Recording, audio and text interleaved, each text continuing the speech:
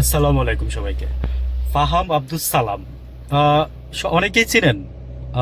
ফাহাম আব্দুস সালাম যদি না চিনে থাকেন তাহলে আমি একটু পরিচিত করাই দিই, তাহলে ইজিলি চিনে যাবেন আপনারা। উনি হচ্ছেন মির্জা ফখরুলের একমাত্র মেয়ের জামাই, আমি যদি ভুল না করে থাকি। মির্জা ফখরুলের সাহেবের তো একটাই মেয়ে, একটা মাত্র মেয়ের জামাই, কানাডা থাকে সম্ভবত। তো ওনারা নিয়ে অনেক সমালোচনা আছে। উনি অনলাইন অ্যাক্টিভিস্ট বলতে আমি বোঝাতে চাচ্ছি, I like him very personally. হ্যাঁ, তাকে আমারও ভাল লাগে।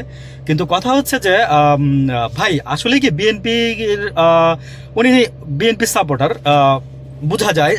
আমি আমি কোনো ব্যক্তি দল সাপোর্ট করি না, আমি ব্যক্তি পছন্দ করি, যেটা আমি আগেই বলছি। তো আমার এতগুলো কথা বলার পিছনে একটা কারণ হচ্ছে মানুষজন আমাকে ভুল না বুঝে। সেটা হচ্ছে, আমি একটু বলি। ফাহাম আব্দুল সালাম বলছে যে জামাতের যদি কেউ পাশ করে তাহলে অর্থমন্ত্রী খুঁজে পাওয়া যাবে না বাংলাদেশে। ফাহাম আব্দুল সালাম ভাই, আমি আপনারে বলি, আপনার মাথার চুল পাকছে তো আমারও পাকছে ভাই। তো আপনি মানে একটা গাম্ভীর্য ছিল আপনার মধ্যে, কথা বলার সময় একটা ভাব গাম্ভীর্য ছিল, এবং আপনি অনেক ফ্যান্টাস্টিক টাইপের অ্যাটিটিউড করে আপনি ভিডিওগুলো দিতেন বা বলতেন। আজকে থেকে 2-4-5 বছর আগে, এখন ইদানিং আপনাকে দেখি না এই ভিডিওগুলো দিতে। হাসিনার আমলে দিতেন, মানে আমার বলার মূল উদ্দেশ্য হচ্ছে যে হাসিনার আমলে দিতেন। আপনি বলছেন বা আপনি পোস্ট করছেন আজকে বা গতকালকে যে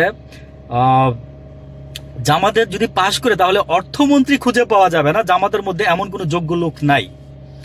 তো একটু হাসি ফাহাম সাহেব, মানে ওই যে বললাম না যে জানতে জানতে মানুষ জানোয়ার হয়ে যায়, উইথ ডিউ রেসপেক্ট। আবার এই কথাটা বলতে হবে ভাই, তারা আবার বুঝছেন সুশীল হইতে চায় আমাদের দেশে, তারা আমাদের দেশে আবার সুশীলও হইতে চায়।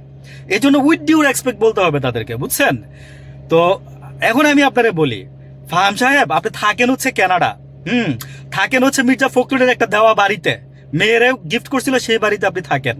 আপনি কি করেন আমি জানি না, একদম ওপেনলি সেড দ্যাট আমি বাংলাদেশে থাকি, আমি বাংলাদেশে থেকে আমি কথা বলতেছি যে আমি জামাতেরও দালালি করতে আসি নাই।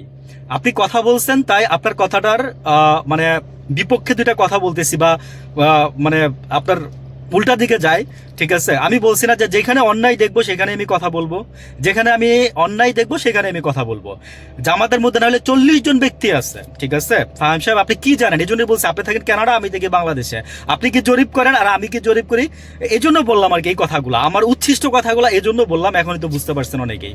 তো ধিক্কার জানাই ফাহাম সাহেব আপনাকে, বুঝছেন? পছন্দ করতাম তো, ভালোবাসতাম তো, ওই যে বললাম না যে ভালোবাসা থাকলে মনে এক সময় ঘৃণা থাকবেই, এটা দুইটার অল্টারনেট। ধিক্কার জানাই, ঘৃণা লাগে।